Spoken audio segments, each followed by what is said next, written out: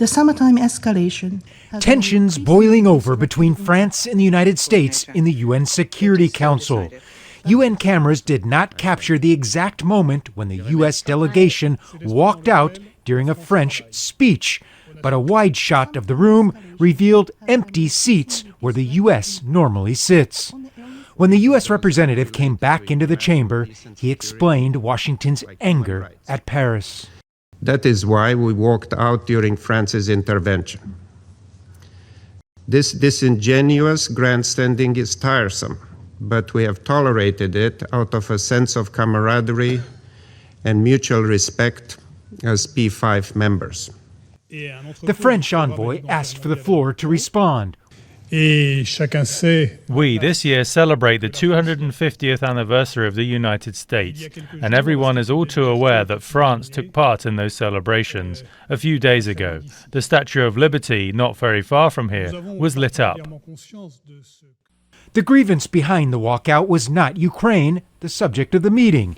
It was instead a vote taken in the General Assembly 3 days earlier on the man who runs the UN's Human Rights Office. Member states approved a second 4-year term for High Commissioner Volker Turk, 144 in favor, 10 against, 13 abstentions. The United States has been a sharp critic of Turk despite his overwhelming global support.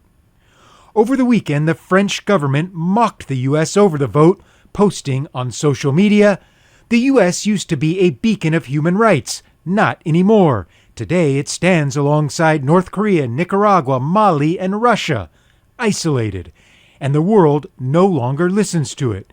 Hashtag America alone." U.S. Ambassador to the UN Mike Waltz responded, saying France deflects on its shameful vote to coddle some of the world's human rights abusers. It was that back-and-forth tension that ultimately culminated in the U.S. walkout against France on Monday. The Council has seen hostilities play out between permanent members in the past, but normally it's between Moscow and Washington. This is different. Two longtime allies that are now sparring.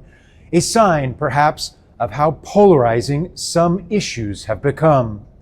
Gabriel Elizondo, Al Jazeera at the United Nations in New York.